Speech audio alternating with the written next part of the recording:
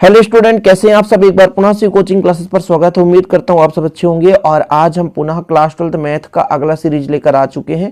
Target हमारा 100 question का था, जिसमें आज का हमारा पार्ट 8 है। क्वेश्चन पहला है, 2x2 कोटि के अवयव की रचना करनी है, जिसके अवयव क्रमशः ए आई जे बराबर 1/2 माइनस 3i प्लस जे के बराबर है। मतलब इससे हम अवयव निकालेंगे। यहाँ पर 2x2 का मतलब ये हो गया कि 4 अवयव का हमें अवयव फाइंड करना है। 4 अवयव का अवयव जैसे हम बता देते हैं, a11, ठीक है, फिर a12, फिर a21, a22। यहाँ पर ये जो 1 ये बताता है कि पहला हमारा पंक्ति है, ये 2 ये बताता है दूसरा पंक्ति है, ठीक है। यहाँ पे ये 1 है, ये आपका स्तंभ बता रहा है, ये 2 जो है स्तंभ बता रहा है। मतलब 2 पंक्ति और 2 स्तंभ का अवयव निर्माण होगा। तो a11 यहाँ पर अपन वैल्यू पुट करें। ये क्वेश्चन देके रखा था, इस क्वेश्चन में आपके क्वेश्चन ब्रैकेट है, जबकि ये सारणिक के फॉर्म में होना चाहिए। ये आपका सारणिक का फॉर्म देखिएगा कैसे सॉल्व करेंगे। 1 मतलब i की जगह भी 1 और j की जगह भी 1। यहाँ पर हो जाएगा -3 × 1 + 1, कुल मिलाकर 1/2 -3 एक कम 3 धन 1, यानी कितना आ जाएगा आपके पास, ये 1 है, 1/2, फिर आपका ये 3 में 1 घटेगा तो -2 आ जाएगा। और मैंने कहा ना, माड लगा है। माड भैया अंदर चाहे ऋण रहे चाहे धन, कितना रहे, चाहे ऋण रहे चाहे धन, वो धन ही देगा। बराबर जाएगा 2/2, कट जाएगा तो 1 आएगा। कितना आ जाएगा, 1 आ जाएगा। इसके बाद हमारा a12 निकालेंगे।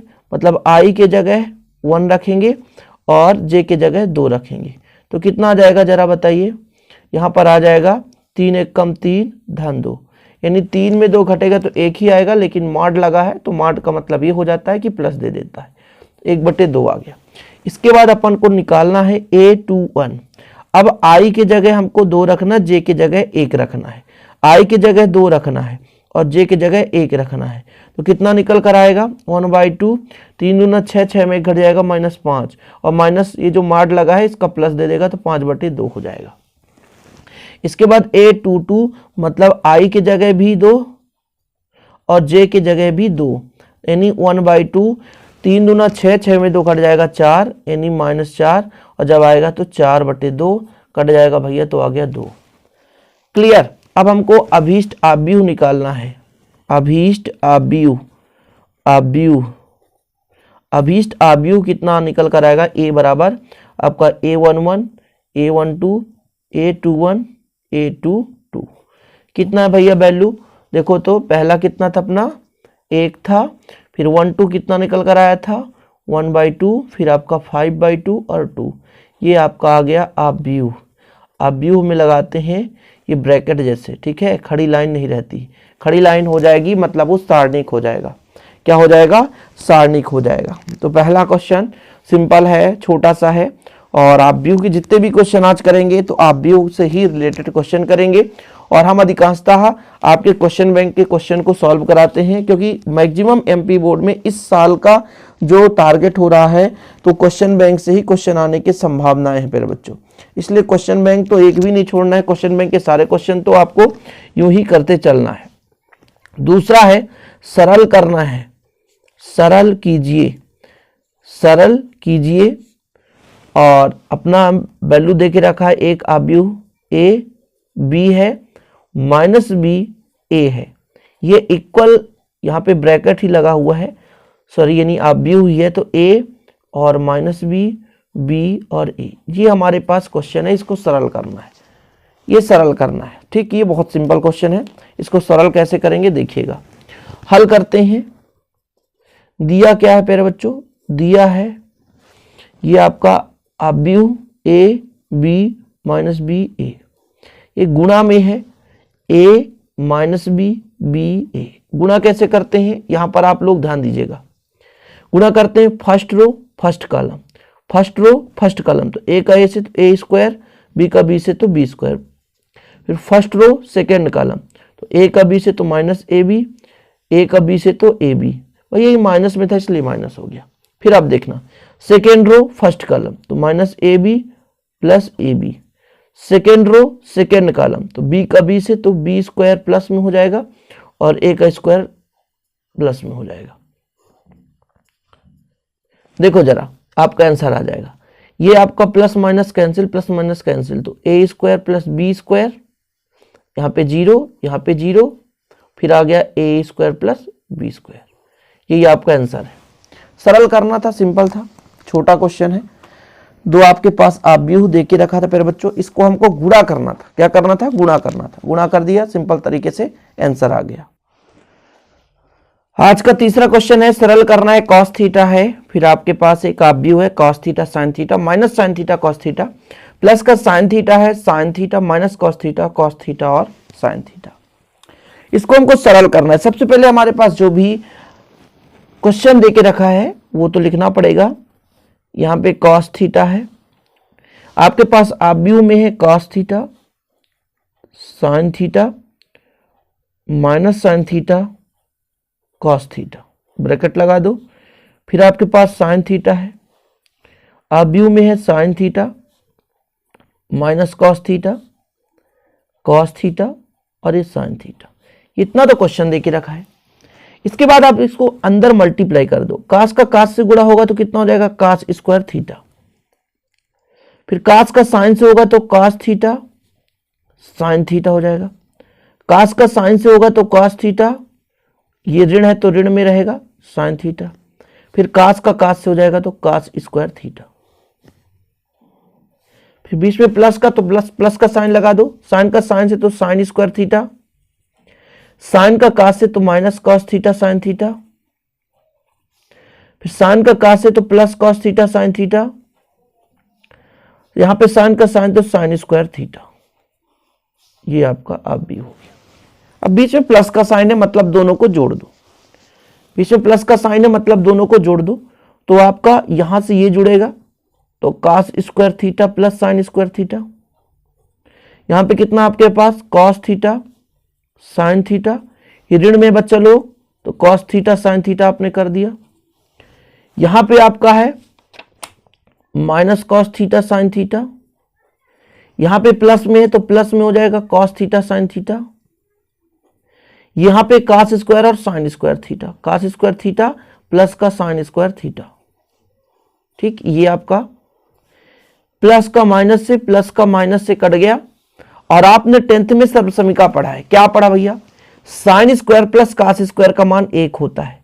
यहां पे तो 0 आ गया, यहां भी 0 आ गया, sine square plus cos square का मान 1 आ गया। ये आपका आंसर है, ये आपका आंसर है। 10th क्लास से आप सर्वसमीका पढ़ते आ रहे हो। Sine square plus cos square या cos square plus sine square theta बराबर 1। Sine square plus cos square theta आ जाए या cos square theta plus sine square theta, दोनों का वैल्यू एक ही होता है। इसके बाद अगला क्वेश्चन है, x का मान निकालना है, x का वैल्यू फाइंड करना है। यहाँ पे देके रखा है x का मान निकालिए, जबकि y बराबर इतना दिया है और एक क्वेश्चन देके रखा है। शुरू करते हैं सिंपल वे से, हल करते हैं। पहले बच्चों यहाँ पर समझिएगा, y बराबर कितना देके रखा है? 3 2 1 4, ये y बराबर देके रखा है। ठीक है, तथा एक और समीकरण दिया 2x धन y बराबर आप भी देके रखा है 1 0 -3 2। ठीक, अब यदि y प्लस का है तो पक्षांतर करेंगे तो कितना हो जाएगा? 2x equal 1 0 -3 2। ये आपका भी हो गया, y जाके माइनस में हो गया, प्लस का था। y का वैल्यू पुट कर दो तो आपका 1 0 -3 2। y का मान रखो भैया, y का मान कितना है? 3 2 1 4। अब देखना जरा, 2x बराबर कितना है? 1 में 3 घटाओगे तो -2, 0 में 2 घटाओगे तो -2, -3 में 1 घटाओगे तो -4, 2 में 4 घटाओगे तो -2। इतना निकल कर आया। अब x 2 गुणा में है, x के 2 गुणा में इधर जाएगा तो भाग में हो जाएगा, तो आपके पास निकल कर आएगा x बराबर 1/2।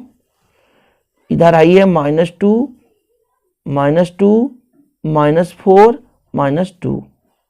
ठीक है, अब देखो जरा, 2 सब में भाग दे दो, तो जब भाग दोगे 2 का सभी में तो 2 1 कम 2 2 1 कम 2 2 दूना 4 2 1 कम 2, और यही आपका आंसर हो गया।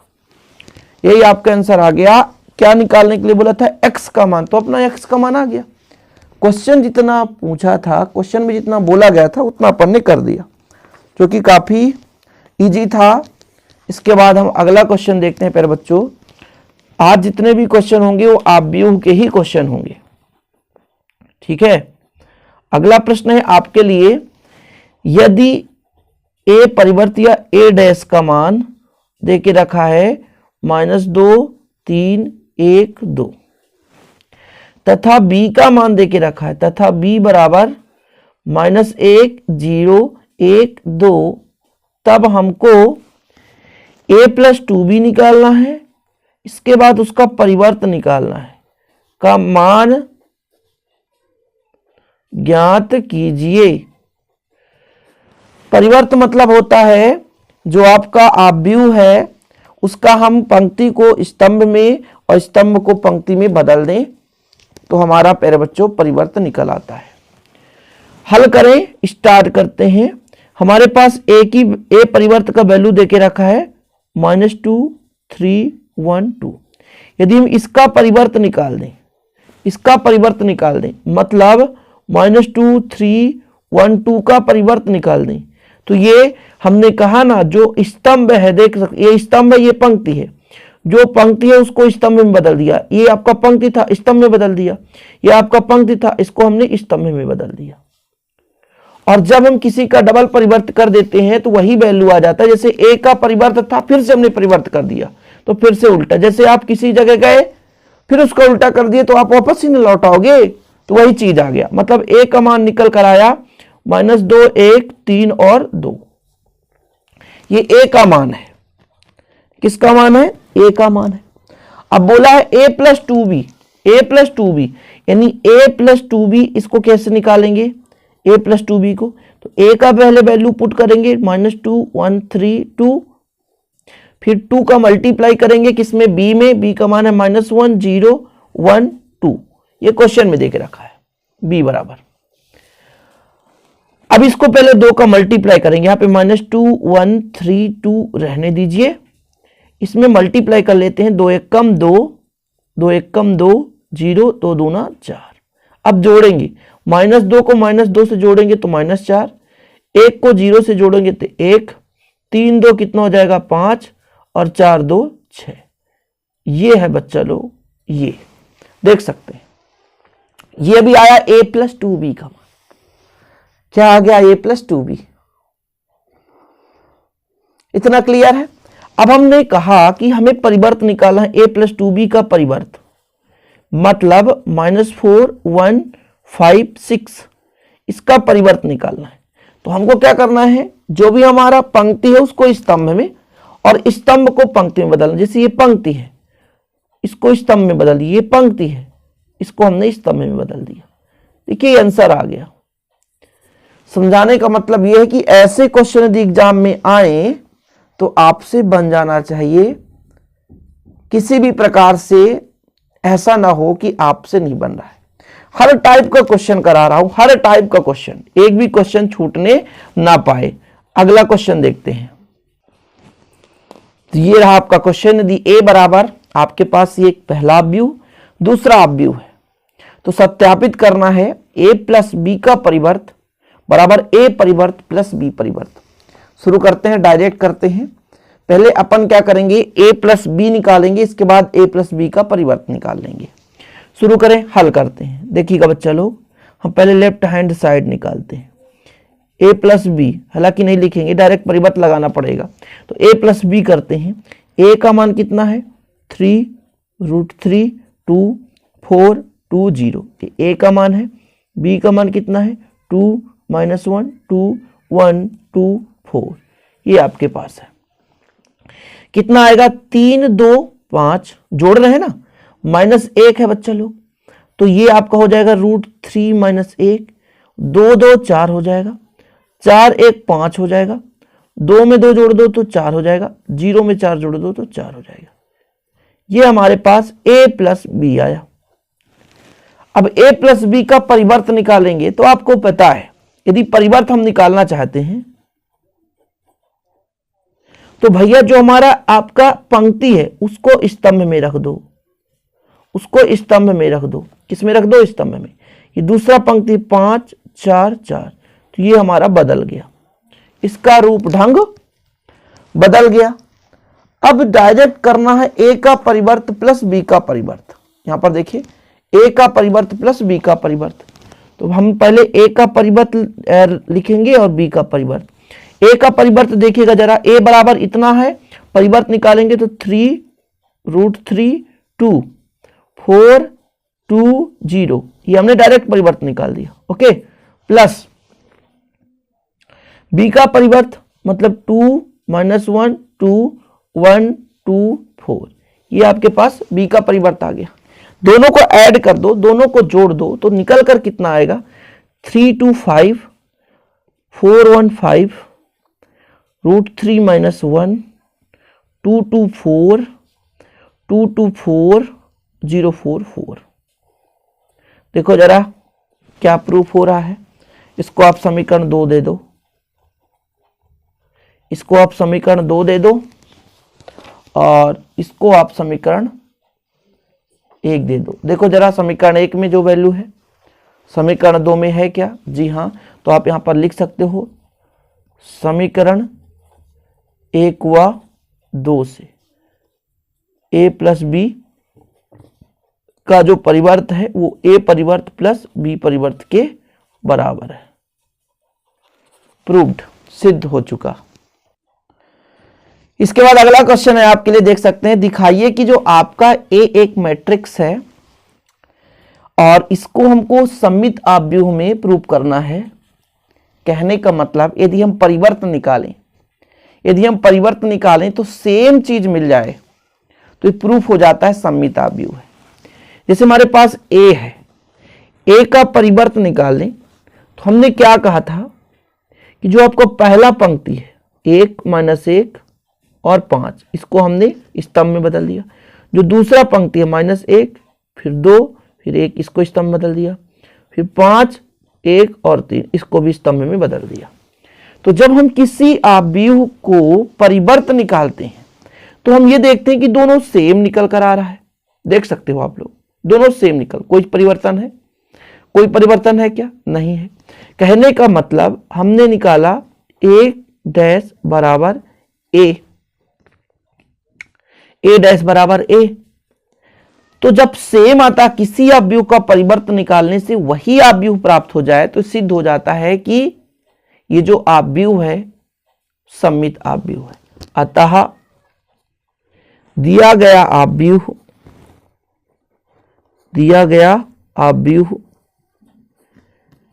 सममित आव्यूह है।